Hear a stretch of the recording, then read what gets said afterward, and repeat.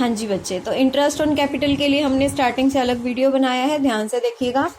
Drawing आपकी क्या होती है? टेम्परेरी, बिकॉज थोड़े टाइम के लिए पैसा लिया वापस आ जाएगा, इस पे इंटरेस्ट ऑन ड्राइंग लगता है। दैट मीन्स फर्म से आपने पैसा उधार लिया, आप फर्म को इंटरेस्ट दे रहे हो। बट अगर क्वेश्चन में लिखा हो विड्रॉल ऑफ कैपिटल, यानी कि जो पैसा आपने फर्म में लगाया हुआ है आप उसको ही बाहर निकाल रहे हो, और वो होता है परमानेंट बेसिस पे, तो विड्रॉल ऑफ कैपिटल आ जाए तो उसकी कैलकुलेशन होएगी इंटरेस्ट ऑन कैपिटल में। ड्राइंग आ जाए तो उस पर इंटरेस्ट ऑन ड्राइंग निकलेगा, ये ध्यान रखना। 3 बातें हैं इंटरेस्ट ऑन कैपिटल को कैलकुलेट करने के लिए। सबसे पहला, जब क्वेश्चन में कोई भी इंफॉर्मेशन ना दी हो तो इंटरेस्ट ऑन कैपिटल किस पे लगेगा? ओपनिंग कैपिटल पे। ये चीजें समझ आएंगी जब अभी न्यूमेरिकल करेंगे। दूसरा, इंटरेस्ट ऑन कैपिटल प्रोपोर्शन पे बेस होगा टाइम के, यानी कि टाइम को लेके चलेंगे और टाइम के अकॉर्डिंग रेशियो निकालेंगे, उस पे बेस्ड होगा अगर क्वेश्चन में कुछ भी इंफॉर्मेशन गिवन है तो। फिर अगर क्वेश्चन में ओपनिंग कैपिटल गिवन नहीं है तो पहले आप ओपनिंग कैपिटल निकालेंगे, उसके बाद आप क्या करेंगे? इंटरेस्ट ऑन कैपिटल निकालेंगे। ओपनिंग कैपिटल निकालने के लिए आपको ये फॉर्मूला याद करना है, बस इतना ध्यान रखना। अगर क्वेश्चन में फ्लक्चुएटिंग लिखा हुआ है तो आप ये वाला फॉर्मूला यूज करेंगे इंटरेस्ट ऑन कैपिटल निकालने के लिए।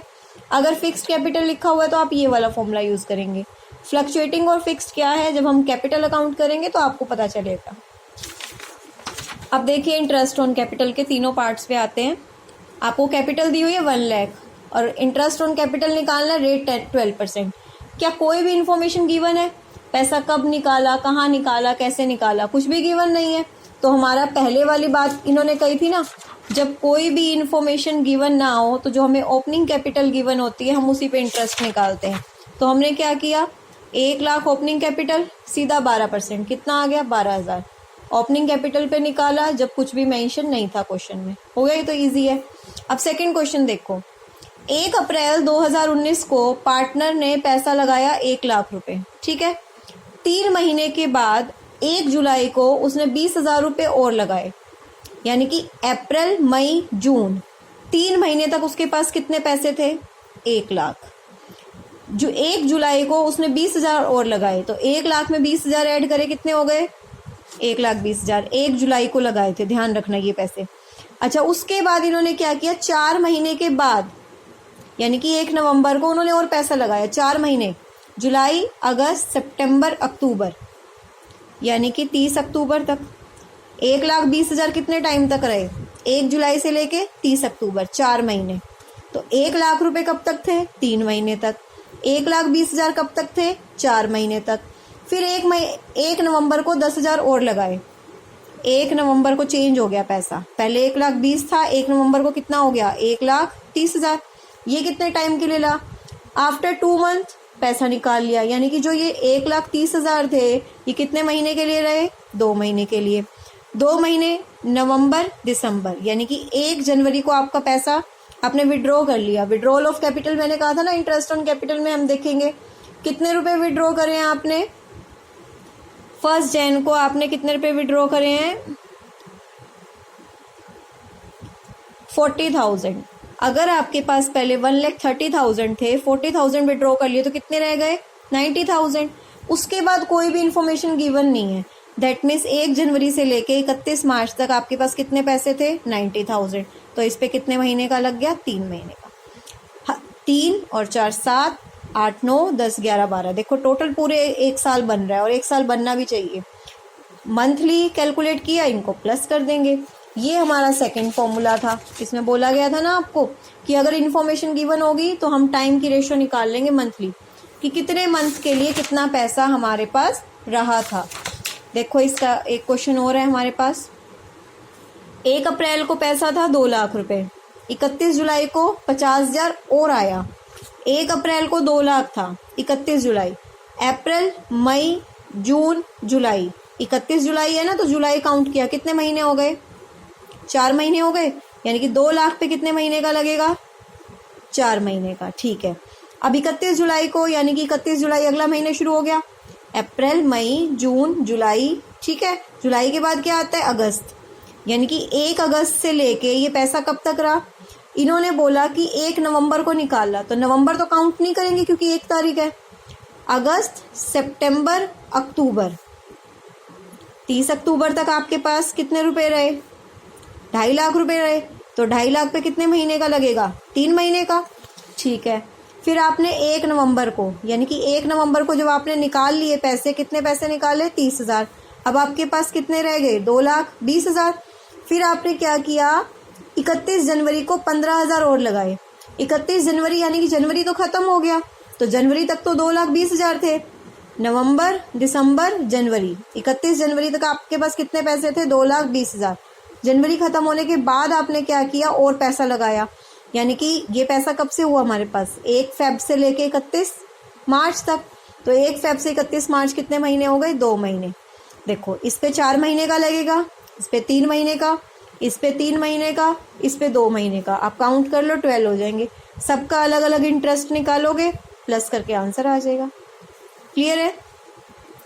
ये क्वेश्चन देखिए, ओपनिंग कैपिटल आपको दी हुई है 1 अप्रैल की 4 लाख रुपए, एडिशनल कैपिटल आपको दी हुई है 50,000, विड्रॉल ऑफ कैपिटल दी हुई है 15,000, फिर विड्रॉल दिया हुआ है, फिर एडिशनल दी हुई है। ये ध्यान दो, ड्रॉइंग्स दी हुई हैं। क्या ड्रॉइंग्स का इंटरेस्ट ऑन कैपिटल निकालने में कोई यूज है? नहीं है, क्योंकि ड्रॉइंग से हम क्या निकालते हैं? Interest on drawing. Withdrawal of capital जरूर यूज है, क्योंकि विड्रॉल का मतलब माइनस और एडिशनल का मतलब प्लस। एडिशन का मतलब पैसा और आया, विड्रॉल का मतलब पैसा गया। तो इसको ध्यान में रखिए। देखिए, 1 अप्रैल को कितना पैसा था? 4 लाख। फिर आपने एडिशनल पैसा कब लगाया? 31 मई। तो 31 मई तक तो 4 लाख रुपए रहा, अप्रैल मई, तो 4 लाख पे कितने महीने का लगेगा? 2 महीने का।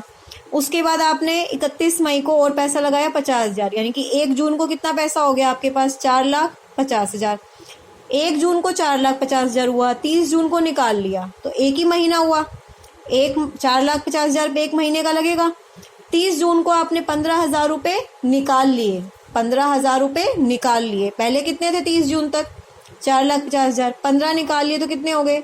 4,35,000। अब जून का इंटरेस्ट तो यहाँ लग गया, क्योंकि 30 जून था आखिरी दिन। अब इन्होंने बोला अगली एडिशनल आपने विड्रॉ कब किया? आपने 1 अक्टूबर, जुलाई, अगस्त, सितंबर। अक्टूबर काउंट नहीं करूंगी क्योंकि 1 तारीख है, जून भी काउंट नहीं करूंगी क्योंकि 30 तारीख थी। तो जुलाई, अगस्त, सितंबर, 3 महीने। तो 4,35,000 पे कितने का लगा? 3 महीने का लगा। फिर इन्होंने क्या बोला? 1 अक्टूबर को आपने विड्रॉ किया, हो गया भाई ये 3 महीने का। फिर एडिशनल कैपिटल आई 1 दिसंबर। अब 1 अक्टूबर को विड्रॉ किया, तो मैंने अक्टूबर वहां पे काउंट नहीं किया था ना, तो 1 अक्टूबर को अब मेरे पास कितने रुपए हैं विड्रॉ करने के बाद? 3,35,000। उसके बाद एडिशनल कैपिटल कब लगाई? दिसंबर, अक्टूबर, नवंबर। दिसंबर क्यों नहीं काउंट किया? क्योंकि 1 तारीख थी, तो इस पे 2 महीने का लग गया। अब 1 दिसंबर को मैं 40,000 और ले आई, तो कितने रुपए हो गए? 3,75,000। इसके बाद जो पैसा आया वो 31 मार्च को आया, तो इसका तो कोई यूज ही नहीं है क्वेश्चन में। 31 मार्च तो काउंट ही नहीं होगा, यानी कि दिसंबर, जनवरी, फरवरी, मार्च, जो रिमेनिंग मंथ्स हैं 4, वो पूरे के पूरे इस पे कैलकुलेट होंगे। क्लियर है आप सभी को? तो ये टाइम के अकॉर्डिंग है। ये वाला क्वेश्चन भी एज इट इज है, आप करेंगे, कोई डाउट हो तो पूछना। बस यहाँ पे 0.5 मंथ का है, आप मंथ अच्छे से काउंट कर लेना। देखो 15 मई था तो 1.5 मंथ हो गया, ठीक है। 15 आता गया, 0.5 है, इस चीज का ध्यान रखना है। और एक बार देखो, ये 2 चीजें एक साथ है। एडिशनल कैपिटल लगाई है 30 नवंबर को, विड्रॉल हमने किया है 1 दिसंबर को, ठीक है। 30 नवंबर को हमने एडिशनल लगाई है। 30 नवंबर और 1 दिसंबर एक ही तो बात है, यानी कि एक साथ जो अमाउंट पहले 2,10,000 रुपए था इस डेट पे, तो 2,10,000 में से जब यहाँ पे 2,10,000 था और जब यहाँ पहुंचे तो हमने 10,000 तो और ऐड किए और 90,000 हमने क्या कर दिए? विड्रॉ कर दिए। क्लियर है सभी को? तो ये इसी तरह के क्वेश्चन है। उसके बाद ओपनिंग कैपिटल हमें दी नहीं हुई है, ओपनिंग कैपिटल निकालनी है, ये क्वेश्चन भी हम करेंगे।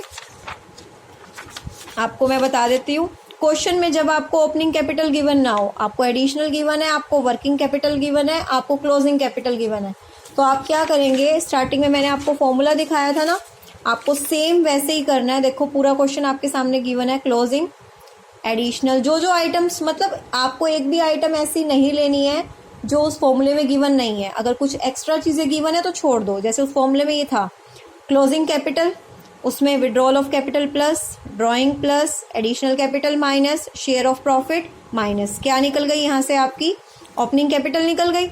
ओपनिंग कैपिटल आ गई। अब आप इजीली क्या कर सकते हो, अपना ये रफ वर्क कर सकते हो कि 1 अप्रैल को कितना पैसा था, ये ओपनिंग कैपिटल है ना, तो 1 अप्रैल का आपका 7,80,000 है। उसके बाद आपने 30 जून को 70,000 और लगाए, ऐड कर दिए, बीच के मंथ काउंट कर लिए, 3 महीने हो गए। फिर 1 अगस्त को आपने विड्रॉ करे, विड्रॉ करने के बाद 1 महीने का है ये, क्योंकि 30 जून है ना, तो जुलाई अगस्त वैसे काउंट नहीं होगा, 1 तारीख है, तो ये गैप आप देखते जाएंगे और इंटरेस्ट आप निकालते जाएंगे। फिर वही पहले वाला प्रोसीजर है, बस ये स्टेप नया है कि अगर आपको क्लोजिंग कैपिटल दी हो, फ्लक्चुएटिंग वर्ड लिखा हुआ था तो मैंने फ्लक्चुएटिंग वाला फॉर्मूला लगा दिया। अब आप ध्यान से देख सकते हैं एक बार, ये क्वेश्चन है।